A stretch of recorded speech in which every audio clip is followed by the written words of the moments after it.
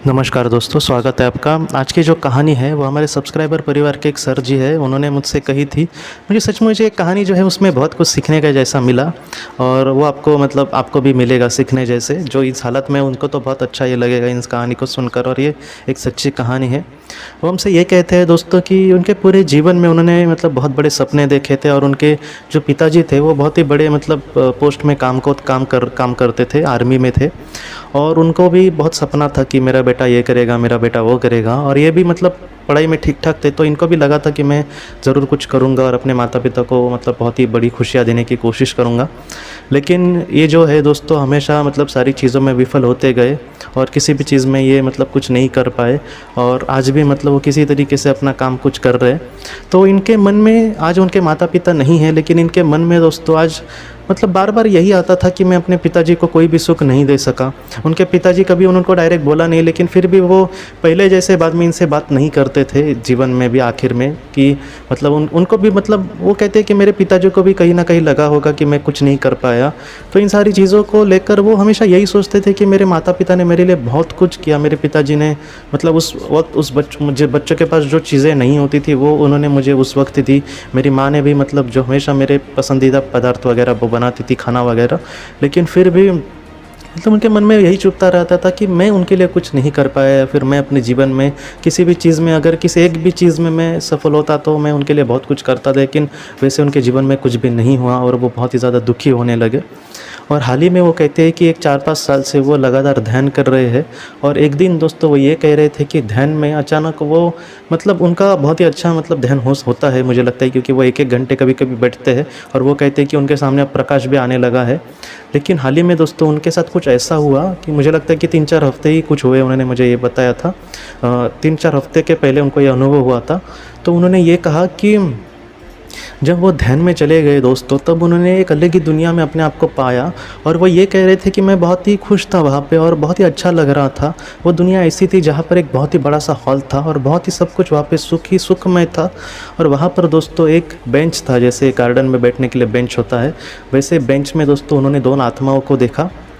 और बाद में उन्होंने उस आत्मा को पहचान लिया। उनमें से एक उनके पिताजी थे और एक उनकी माता थी।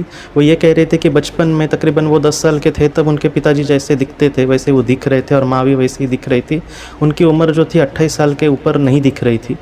और ये कहते हैं कि जब वो वहाँ पर उनके पास चले गए तो वो बहुत ही मतलब एक ऐसा होता है ना कि वो उनके अलग ही स्माइल उनके चेहरे पर थी। वो ये कह रहे थे कि मैं 10वीं में मुझे मतलब अपेक्षा नहीं थी और बहुत ही अच्छे परसेंटेज उस वक्त मिले थे। उस वक्त मेरे पिताजी ने मतलब जो खुशियाँ उनके चेहरे पर मैंने देखी थी, बहुत ही दिल से वो खुश थे, वैसी खुशी आज उनके चेहरे पर दिखाई दे रही थी और वो बहुत ही अच्छे से दिख रहे थे। और उनकी माँ भी उनसे बहुत खुश थी। और बाद में उनके पिताजी ने उनसे ये कहा दोस्तों कि तुम्हें दुनिया में कुछ भी साबित करने की ज़रूरत नहीं है। तुम्हारी जो मन की सच्चाई है या फिर मन में जो भी तुम हमारे लिए आदर देते हो, जो भी सम्मान हमारा करते हो, हमें उससे ही बहुत बड़ी खुशियाँ मिलती है। पृथ्वी पे जो स्टेटस या फिर हम कहते हैं ना प्रेस्टीज, मेरा ये होना चाहिए वो होना चाहिए, इन सारी चीज़ों को यहाँ पर ज़रा भी महत्व नहीं है। अगर तुम दिल से सच्चे हो या फिर तुम्हें दिल से अगर किसी के लिए कुछ करना हो तो तुम यहाँ पर ज़रूर खुश होगे, क्योंकि यहाँ पर इंसान के कर्म को ही महत्व दिया जाता है। वो मन से कितना पवित्र है या फिर वो कितना अपने आध्यात्मिक क्षेत्र में आगे जाने की कोशिश करता है। जो सिर्फ भगवान को मानता नहीं बल्कि वैसे ही कर्म करेगा जैसे भगवान को अच्छे लगेंगे, ऐसा ही इंसान यहाँ पे बहुत खुश होता है। इस वजह से तुम अपने आप को दोष मत देना। अब तक तुमने अब कोई जीवन में अपना कोई भी बड़ा पाप नहीं किया है या फिर तुमने कभी भी किसी के स्वार्थी हेतु से दूसरों को फंसाया नहीं है। यही तुम्हारी सबसे बड़ी मतलब हथियार है या फिर यही तुम्हारा सबसे बड़ा पवित्रता है। तुम ऐसे ही जीवन में आगे बढ़ो, इससे हमें बहुत खुशी मिलती है। ये सारी चीज़ें थी दोस्तों, वो उन्होंने कहा कि ये सारी चीज़ें उन्होंने ऐसे हम मुँह से नहीं बोली, लेकिन एक टेलीपैथी संदेश द्वारा उनके मन में आ गई। और वो इतने क्लियर संदेश थे कि इनको बहुत अच्छा लगा वो सारी चीज़ें सुनकर। और उन्होंने उसके पिताजी ने आखिर में यही कहा कि तुम ऐसा मत समझना कि मैं तुमसे दूर हूँ, मैं हमेशा तुम्हारे साथ हूँ, हम दोनों का आशीर्वाद हमेशा तुम्हारे साथ है और तुम आखिर में आकर हमको ही मिलोगे, तुम मत चिंता करना। तो ये जो अनुभव है दोस्तों उन्होंने जब देखा, और बाद में वो कहते हैं कि ये सारी चीज़ें अचानक ओझल हो गई और वो फिर से मतलब जैसे ध्यान में थे वैसे ही बैठे थे। जब उन्होंने आंखें खोली, वो कह रहे थे कि मुझे आंखें खोलते वक्त नहीं लग रहा था कि मैं किस दुनिया में पहुंचूंगा, और जब उन्होंने आंखें खोली तब उनको लगा कि अरे मैं तो ध्यान कर रहा हूँ। लेकिन ऐसे संदेश थे दोस्तों कि उन्होंने खुद ने कहा है कि इसको मैं झूठा बोल नहीं सकता क्योंकि सारी बातें इतनी क्लियर थी। उनको कुछ ऐसी भी घटनाएँ उसमें दिखी जो मतलब वो भूल गए थे, लेकिन फिर भी वो सारी चीज़ें इतनी अच्छे से याद आई। जैसे उनकी माँ को जो भी साड़ी पसंद थी वो मतलब वही उस साड़ी में वहाँ पर थी, या फिर इनके पिताजी को जिस तरीके से बहुत ही अच्छे जो कपड़े पहने थे वो उनको बहुत पसंद थे। मतलब उनके मतलब छोटी-छोटी बातें वो कह रहे थे कि मुझे बहुत अच्छा लग रहा था उनको देखकर, वो बहुत ही प्रसन्न थे। उनको इतना प्रसन्न मैंने पहले कभी भी नहीं देखा। धीरे-धीरे बाद में वो मतलब उनकी जैसे उम्र होती गई वो इतना भी खुश नहीं रहते थे, लेकिन आज जब उन्होंने देखा तो वो बहुत खुश थे और उन्होंने कहा कि दुनिया में सबसे बड़ा मुझे अगर उन्होंने कोई तोहफ़ा दिया है तो वो उस दिन में उन्हें जो अनुभव हुआ अपने माता-पिता का वो अनुभव है। और वो ये कहते हैं कि आज मैं बहुत खुश हूँ कि मैं आखिर में जाकर उनको ही मिलूँगा। मैं हमेशा उनके साथ रहना चाहता हूँ, मैं उनके साथ अगली ज़िंदगी जीना चाहता हूँ। इस जीवन में मैं जो नहीं कर पाया वो मैं अगले जीवन में ज़रूर करूँगा, लेकिन अगर मैं नहीं भी कर पाया तो भी मुझे कोई टेंशन नहीं। मैं एक अच्छा इंसान अगर बना तो उनको जो खुशियाँ मिलेगी वो उससे भी बड़ी होगी। तो ये इस तरीके से जो संदेश है वो हमें ये सिखाते हैं सबसे पहली चीज़ कि हमारे जो अपने हैं वो हमेशा हमारे साथ है, हमें चिंता करने की ज़रूरत नहीं है।